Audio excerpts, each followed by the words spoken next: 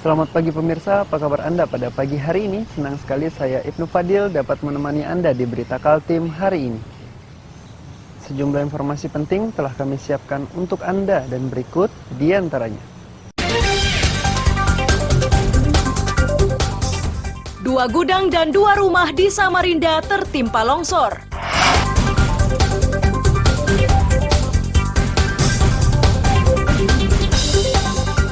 Di segmen kedua, kembali kami sajikan rangkaian peristiwa penting sepekan terakhir.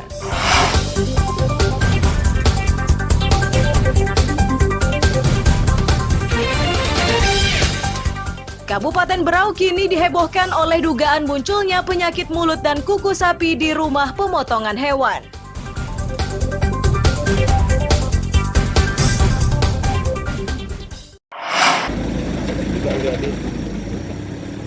Evakuasi kendaraan roda 4 di Jalan Poros Sambutan ini dilakukan petugas gabungan di Samarinda Kamis 9 Juni 2022 siang. Terjalnya lokasi membuat evakuasi tidak berjalan mudah.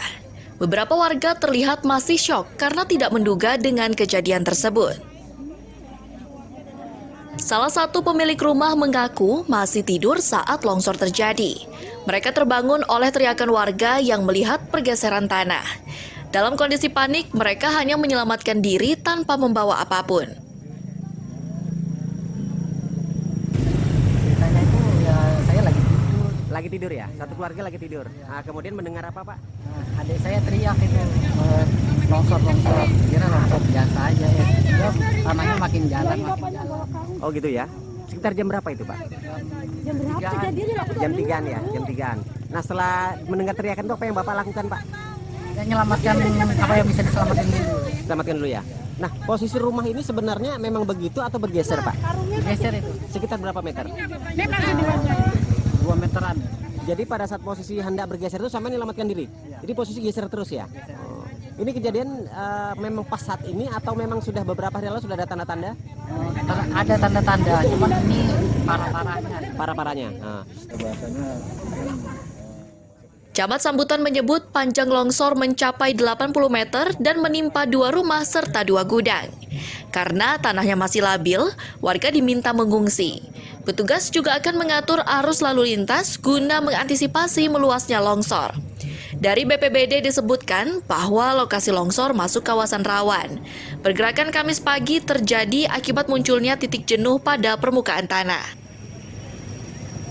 Ya, informasi dari tim analis bencana kami memang itu masuk kategori daerah rawan longsor dari sedang sampai berat ya. Berat ya. Lokasinya seperti itu. Ditambah lagi ada titik jenuh di atas ini, sehingga ada aliran-aliran air dari longsoran ini. Informasi awalnya kejadian itu jam 4 subuh. Siap. Ya, artinya sebelum sholat subuh itu memang sudah ada pergerakan yang luar biasa. Tapi 3-4 hari sebelumnya memang katanya sudah mulai ada retakan-retakan. Oh, 3 hari sebelumnya sudah ada. Pergerakan yang paling cepat ternyata posisinya ketika tadi informasinya dari warga itu sekitar jam 3 jam 4 subuh ya, pasnya mungkin di antara jam itulah ya. Untuk sementara ini kita menggunakan satu lajur dulu. Jadi yang dari arah Anggana, Makroman, Pindang Sari tetap menggunakan rute lama. Pak Camat, mohon izin, ini sepanjang berapa meter kondisi jalan yang amblas ini, Pak? Ini Kurang lebihnya? sekitar 80 meter. 80 meter. Yang terlihat ya, yang terlihat ya. Kemudian untuk warga kita yang terdampak bagaimana, Pak Camat, selanjutnya? Untuk warga yang terdampak kita arahkan untuk sementara waktu ini bisa tinggal di rumah keluarganya. Keluarganya dulu ya, Terdekat. keluarga terdekat. Ya. Evakuasi kendaraan yang terjebak longsor masih dilakukan oleh petugas gabungan. Selanjutnya, tim teknis akan secepatnya diturunkan untuk menutup longsor. Amir Hamzah dan tim liputan melaporkan dari Samarinda.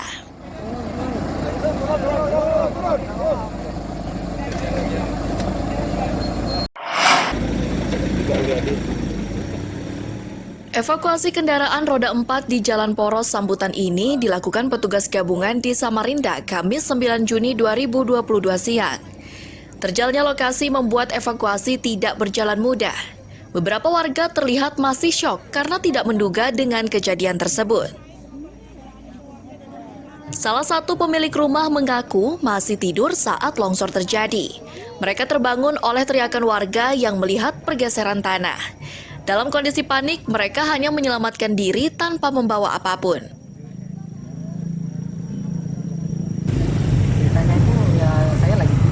Lagi tidur ya? Satu keluarga lagi tidur. Kemudian mendengar apa Pak? Adik saya teriak itu longsor. Kira longsor biasa aja ya. Terus tanahnya makin jalan. Oh gitu ya? Sekitar jam berapa itu Pak? Jam berapa kejadiannya? Jam 3-an ya? Jam 3-an. Nah setelah mendengar teriakan itu apa yang Bapak lakukan Pak? Saya nyelamatkan apa yang bisa diselamatkan dulu. Selamatkan dulu ya.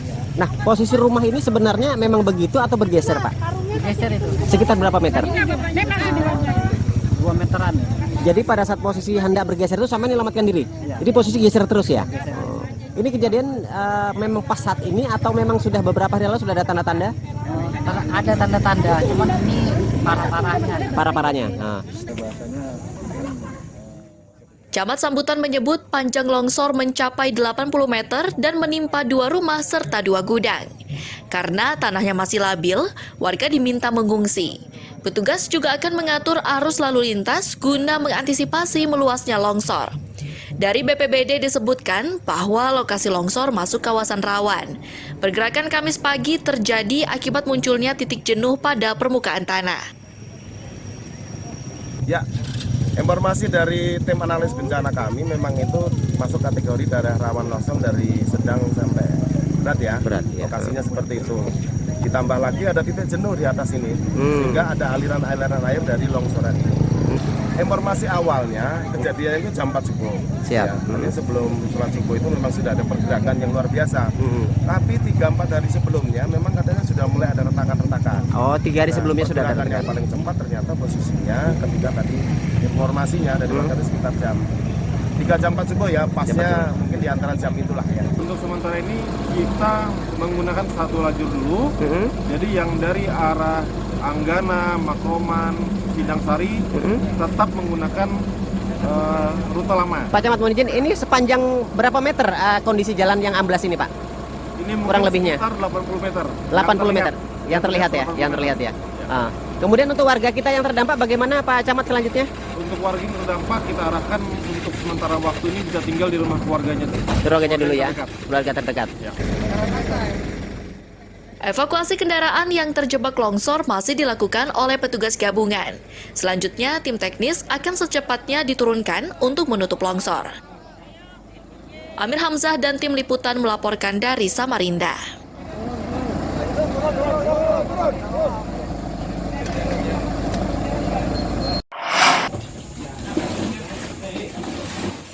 Evakuasi barang berharga dari rumah korban longsor di Pelita 4, Sambutan, Samarinda ini dilakukan relawan bersama tim gabungan.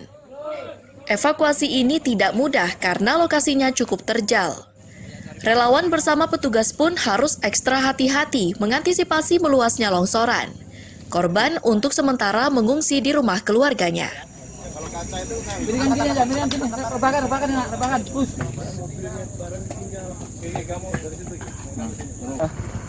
Tim dari BPBD beserta dibantu rekan dari relawan Kota Samarinda bahu-membahu membantu evakuasi barang yang bisa diselamatkan, termasuk 1 unit mobil dan 2 buah sepeda motor dan barang-barang yang ada di dalam kita bantu evakuasi ya. ke tempat yang aman. Nah, dari informasi pemilik rumah mereka mengungsi kemana nih Pak?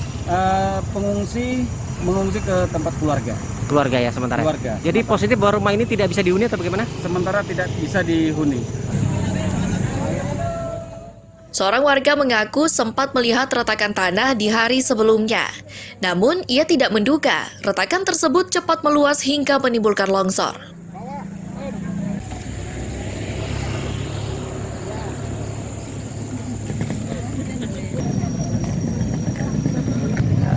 Dari kemarin sore. Dari kemarin sore. Ibu ketuk meletup turun ya.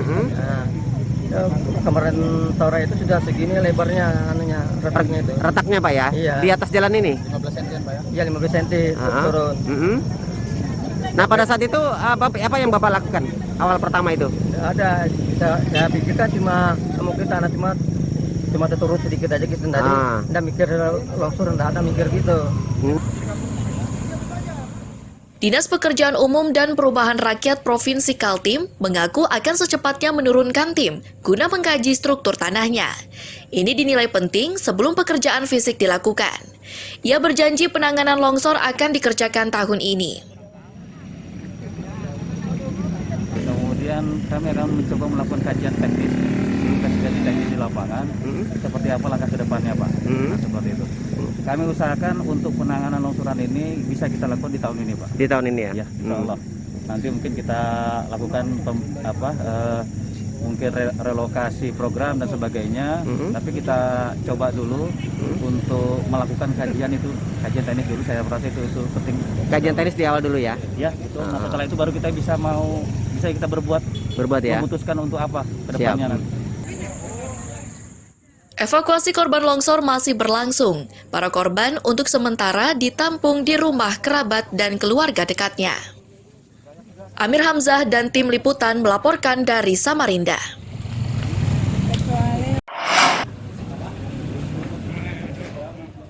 Satu demi satu botol miras sitaan ini dihitung oleh anggota Satpol PP di Samarinda Rabu malam. Untuk mendapatkan barang bukti ini, Satpol PP harus menelusuri sejumlah tempat, termasuk bangunan yang diduga dijadikan tempat persembunyiannya. Kepala Bidang Perundang-undangan Satpol PP menyatakan, ada 3 tempat usaha dan toko di Jalan Tengkawang, Cendana, dan KS Tubun yang disasar. Para pemilik usaha pun tidak bisa berkutik saat barang dagangannya disita. Petugas harus menyita miras itu karena dijual secara ilegal. Untuk menghindari bocornya razia, petugas membagi tim menjadi 3 kelompok yang bergerak secara bersamaan.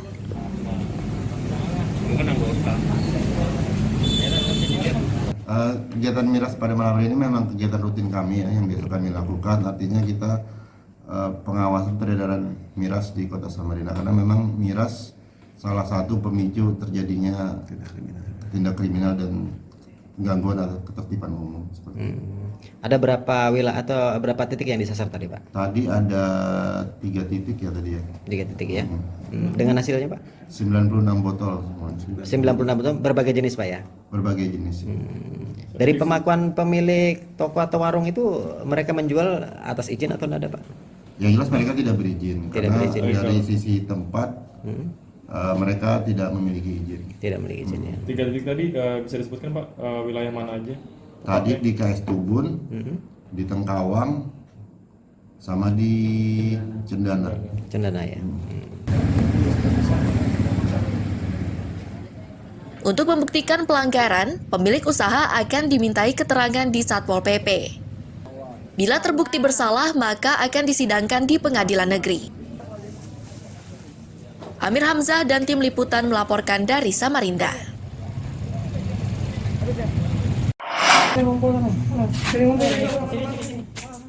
Sejumlah badut ini harus keluar dari persembunyiannya saat disasar oleh Satpol PP Samarinda Rabu malam. Badut yang rata-rata berusia 16 hingga 20 tahun terdiri pria dan wanita ini menjadikan kantor pos di Kecamatan Sungai Kunjang sebagai tempat persembunyian. Bersama baduters tersebut, disita belasan kostum yang disembunyikan di kamar mandi. Kepala Bidang Perundang-undangan Satpol PP menyebut, razia terhadap badut-badut yang berdiri di pinggir jalan untuk meminta sumbangan sudah sering dilakukan. Mereka belum juga jera meski sempat disidangkan di pengadilan.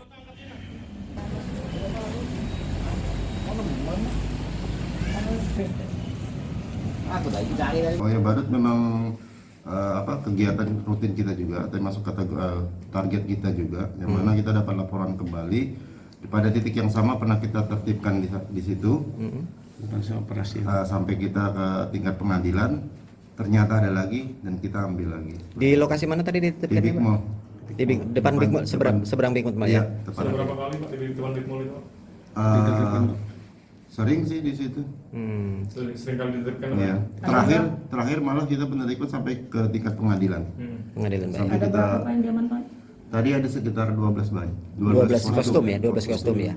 Rata-rata itu pekerjanya dari mana dan usia berapa, Pak?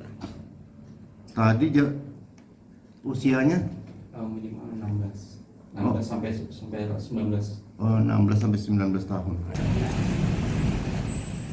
Barang bukti beserta ke-6 remaja yang kerap mengenakan kostum badut untuk meminta sumbangan dibawa ke kantor Satpol PP. Namun, mereka dilepaskan usai didata. Sementara barang bukti kostum badutnya masih disita untuk persidangan. Amir Hamzah dan tim liputan melaporkan dari Samarinda.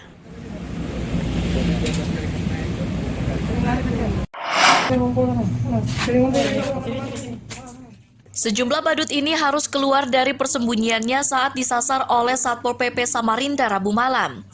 Badut yang rata-rata berusia 16 hingga 20 tahun terdiri pria dan wanita ini menjadikan kantor pos di Kecamatan Sungai Kunjang sebagai tempat persembunyian. Bersama badut tersebut disita belasan kostum yang disembunyikan di kamar mandi. Kepala Bidang Perundang-undangan Satpol PP menyebut, razia terhadap badut-badut yang berdiri di pinggir jalan untuk meminta sumbangan terhadap pengguna jalan sudah sering dilakukan. Mereka belum juga jera meski sempat disidangkan di pengadilan.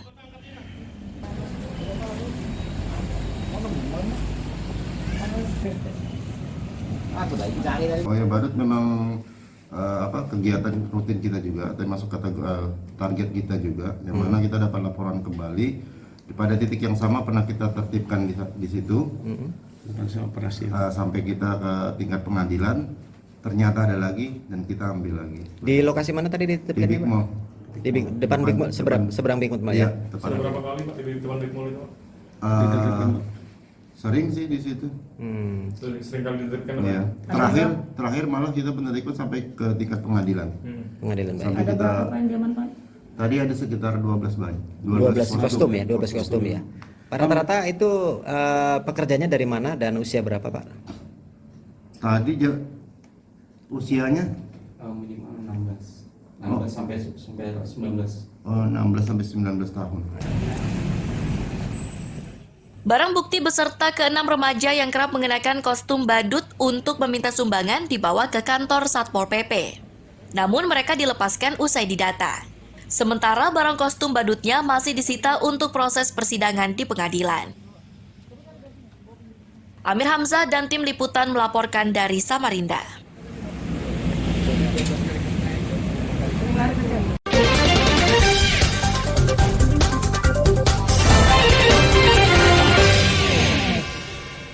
Masih bersama saya Ibnu Fadil, pemirsa Anda kembali menyaksikan 3 berita utama Kaltim hari ini. 2 gudang dan 2 rumah di Samarinda tertimpa longsor.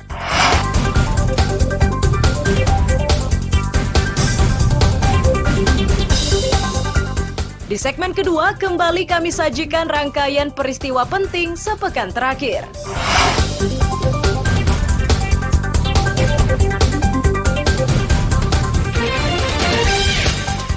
Kabupaten Berau kini dihebohkan oleh dugaan munculnya penyakit mulut dan kuku sapi di rumah pemotongan hewan.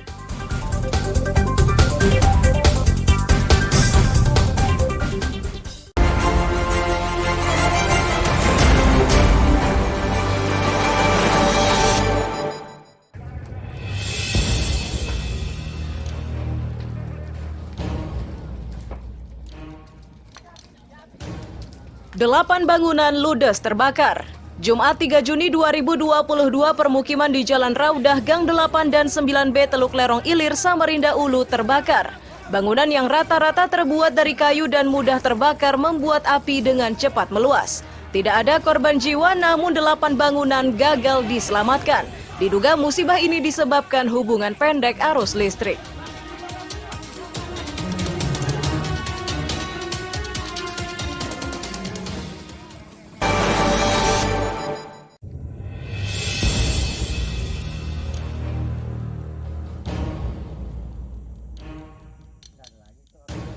Tersengat aliran listrik, tukang kebun tewas. Minggu 5 Juni 2022 warga Jalan Telkom Sambutan Samarinda digegerkan oleh kematian seorang pekerja pemotong rumput akibat tersengat aliran listrik. Peristiwa ini bermula saat korban bersama rekannya datang dengan membawa mesin pemotong rumput. Belum lama bekerja, seorang warga melihat korban meminta pertolongan karena terpegang kabel beraliran listrik.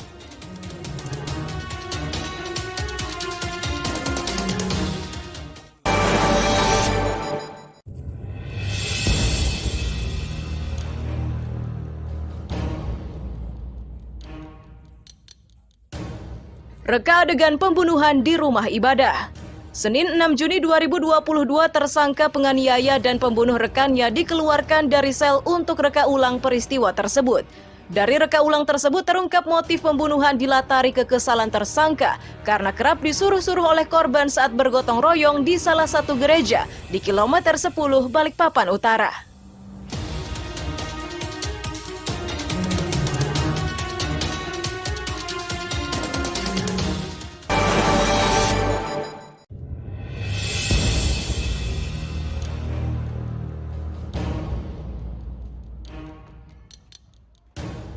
Wali Kota tuntaskan kisruh guru dan murid. Senin 6 Juni 2022, Wali Kota Samarinda bersama rombongan mendatangi kediaman Musdalifah, siswi sekolah dasar di Samarinda Seberang yang disebut-sebut menerima perlakuan tidak adil dari gurunya. Di rumah itu, Wali Kota berhasil mendamaikan guru dan murid, dan bahkan Musdalifah bersama dua saudaranya diberi bantuan biaya untuk menuntaskan sekolahnya.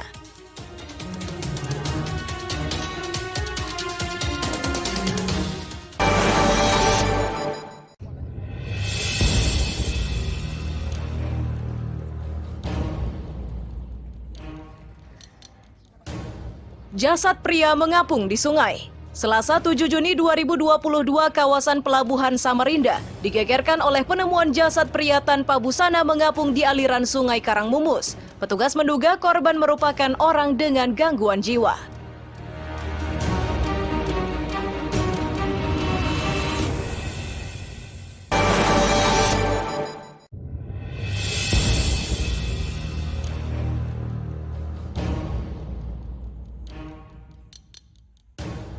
Enam calon haji kukar gagal berangkat. Selasa 7 Juni 2022, Kementerian Agama Kabupaten Kutai Kartanegara memastikan 6 calon haji gagal diberangkatkan. Itu terjadi karena para jamaah terkendala pembatasan usia yang diterapkan pemerintah Arab Saudi. Kepala Seksi Penyelenggaraan Haji dan Umroh Kutai Kartanegara memastikan jemaah yang bisa berangkat berusia di bawah 65 tahun.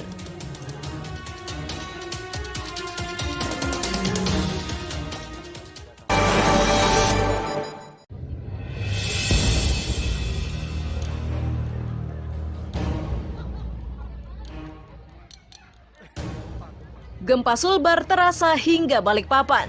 Rabu 8 Juni 2022, sejumlah orang memilih keluar dari kantor Dinas Lingkungan Hidup Balikpapan. Mereka yang sebagian berstatus pegawai itu merasakan getaran gempa pada pukul 12.40 waktu Indonesia Tengah. Beberapa dari mereka mengaku pusing dan mual akibat getaran tersebut.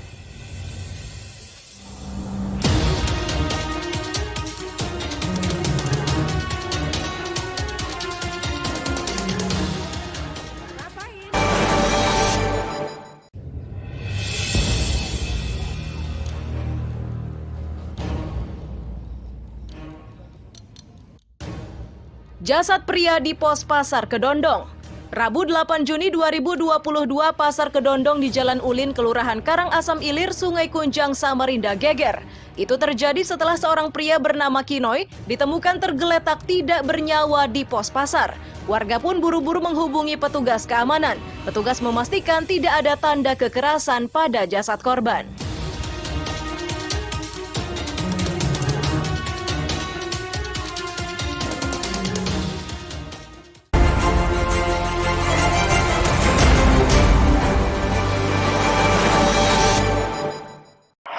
Di Mamuju, Sulbar, khususnya di Desa Sumare. Ya. Keluarga di sana mengungsi kah atau bagaimana? Ya, sebagian ada yang mengungsi, ada yang masih di rumah, tapi alat komunikasi inilah yang dimanfaatkan Kasman, warga Mandar yang tinggal di Dusun 7 Bukit Pelangi, Kelurahan Teluk Lingga, Sangatta, Kutai Timur. Itu dilakukan untuk memastikan kondisi keluarganya pasca gempa berkekuatan 5,8 magnitudo dan berkedalaman 10 km. Kasman cemas karena keluarganya menetap di lokasi yang dekat dengan gempa.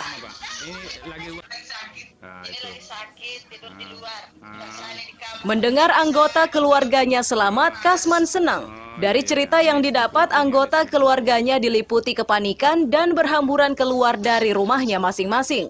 Bahkan sebagian sempat mengungsi ke tanah lapang di halaman sekolah. Jadi untuk sementara ini keluarga ketika ada kejadian gempa tadi, mereka pada keluar rumah semua. Terus gempanya lagi ini berhenti, maka mereka siap-siap barangnya dikumpulin dan dibawa ke tempat sekolahan yang agak jauh dari rumah. Artinya itu sekolahan agak gunung Pak tempatnya. Nah di situ dia ngumpul masyarakat di sana. Kami kan untuk sementara di pelosoknya ini di daerah Desa Sumare, Kecamatan Simboro, Kabupaten Mamuju, Sulbar masih di tempat saya masih aman. Setelah memastikan seluruh keluarganya selamat, Kasman mengundang beberapa tetangga untuk membantunya memasak. Itu dilakukan karena Kasman akan menggelar selamatan tanda rasa syukurnya karena seluruh keluarganya selamat dari gempa. Amir Hamzah, Sabta Rizky, melaporkan dari Kutai Timur.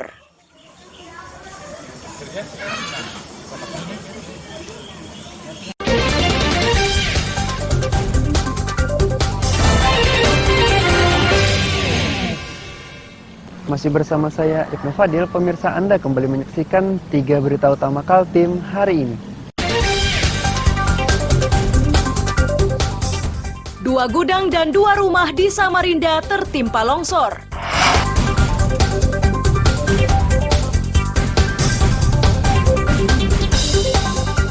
Di segmen kedua, kembali kami sajikan rangkaian peristiwa penting sepekan terakhir.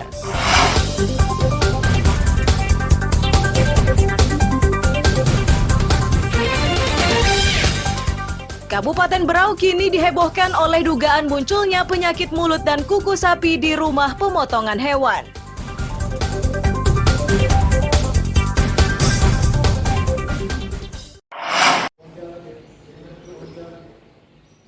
Dinas Komunikasi Informatika atau Diskominfo Kabupaten Berau hingga kini masih menunggu kabar penanganan jaringan internet di Kampung Rantau Panjang, Kecamatan Sambaliung.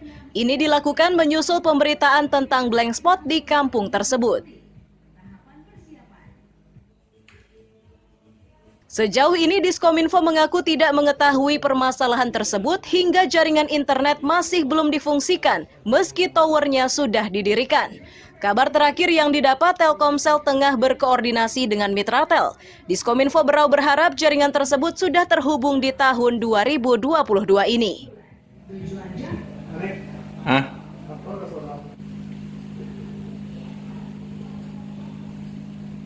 Setelah terberdiri kita tidak tahu apa masalahnya, akhirnya tidak terpasang BTS-nya. Nah, selang waktu kami di Kominfo melakukan koordinasi.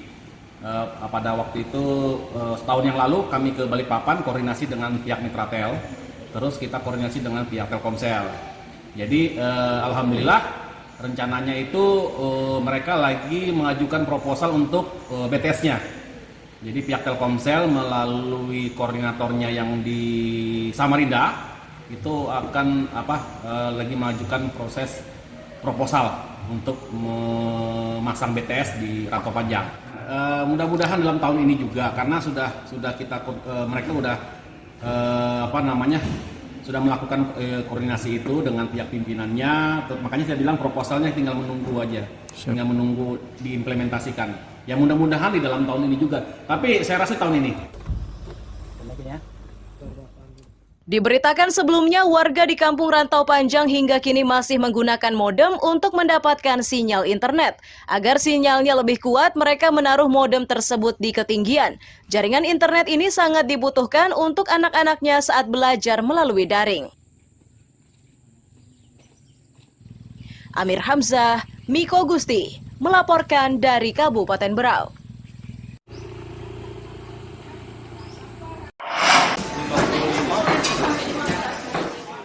Penjual daging ayam di Pasar Pandansari, Balikpapan diliputi resah menyusul kenaikan harga pembelian di tingkat distributor. Kenaikan yang berlangsung sepekan itu menyebabkan penjualan menurun. Itu karena para pedagang ikut menaikkan harga eceran. Daging ayam yang awalnya dibeli di kisaran Rp25.000 per ekor itu meningkat menjadi Rp32.500. Kenaikan tersebut membuat pedagang ikut mendongkrak harga eceran. Untuk saat ini mereka menjual di kisaran Rp55.000 hingga Rp60.000 per ekor. Kalau dari sananya ya, apa namanya? Ini yang datang dari sini apa dari? Ini sekarang 32,5. 32,5. Dari awal normal itu 25 lah. 32.500 ini dari harga dari kandang sana? Iya, kita kan supplier, kita ngantar sudah kan masih hidup mas. Nah, kalau dijual di sini? Dijual di sini sekitar antara 55 sampai 60, tergantung timbangannya. 2 kali lipat naiknya Bu ya? Iya. Dari sebelumnya harganya kan biasanya 25 aja. 25.000 Standar ya? aja 25 lah. Faktor apa sih Bu yang buat harga tinggi? Paling biasanya itu paling harga standar itu 24-25 lah mas. Ini kan Faktornya apa? pasokannya kurang bilang di sana. Pasokannya kurang. Sudah mulai dari kapan nih? Udah 4 harian lah. Udah 4 hari pasokan kurang Bu ya? Dari kandang Bu ya? Iya dari kandangnya. Ini memang sebagian dari Kalsel kan, Banjarmasin. Oh ngambil dari luar? Iya. Bukan Balikpapan lagi, bukan Kaltim lagi, dari Banjar. Kalsel tadi kan. Kosong ya? Sempat, ini masih stok kosong juga tapi ya pembelinya juga nggak serapi yang kita kira. Oh, kemarin berapa hari sempat kosong? 2 hari aja sih, 2 atau 3 hari kan. Terus kalau harga? Harga sangat melambung. Naik Pak ya? Naik ya? Naik. Dari harga 26 sekarang 32,5. Itu beli dari kandang? Beli dari sana kantor. Dari kandang ya? Ya dari sini sudah nyampe sini. Nggak tahu ketengkulannya dari sana berapa, kita nggak tahu juga. Nyampe sini udah 32? 32. Dijualnya berapa itu? Ya ini kan rata-rata modalnya 60-an lah, 62, 61 modalnya itu minim 60. 60. Yang besar ya? Iya, yang standar lah ukurannya. Standar ya? Kalau normalnya berapa Pak dulu jual? Normalnya paling penjualan 55. 55. Berarti naik kisaran 10 sampai 15 ya? Iya. Perendah naiknya ya kurang lebih 10.000 lah. Selain kenaikan harga, pedagang juga kesulitan mendapatkan pasokan.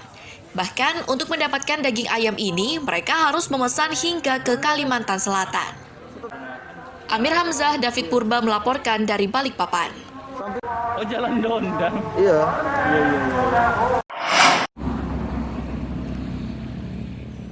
Rumah potong hewan di Kecamatan Gunung Tabur ini menjadi perhatian Dinas Pertanian dan Peternakan Kabupaten Berau.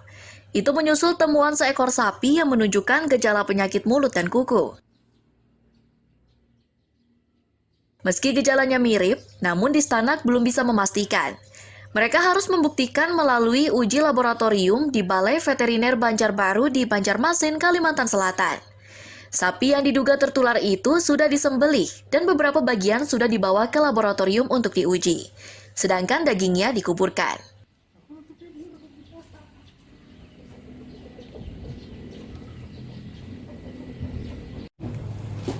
Itu kan ternaknya biar sehat. Sebelum dipotong kan ada pemeriksaan Pak di sana. Pemeriksaan di sana dari dokter hewan mengarah ke gejala PMK. Tapi kan secara gini kami belum bisa memastikan. Terus kami dari dinas sama karantina mengecek lagi ke sana. Dokter karantina, dokter dari Keswan memastikan, terus tindakan yang dilakukan pengambilan sampel darah, terus ternak itu dipotong sesuai dengan SOP, kepala, isi jeroan dikubur. Untuk sampel yang diambil, sampel darah, isi jeroan, terus ini kemarin tanggal hari Selasa kemarin dikirim ke Banjarmasin. Munculnya dugaan PMK ini membuat Distanak meningkatkan kewaspadaan. Hewan ternak yang akan masuk ke Berau terlebih dahulu dikarantina sebelum dipasarkan. Amir Hamzah, Miko Gusti melaporkan dari Kabupaten Berau.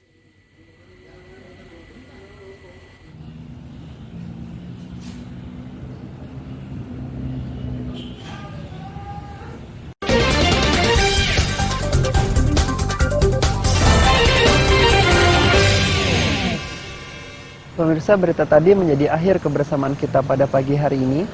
Saya Ibnu Fadil dan tim redaksi pamit undur diri. Selamat pagi, salam sejahtera, dan sampai jumpa.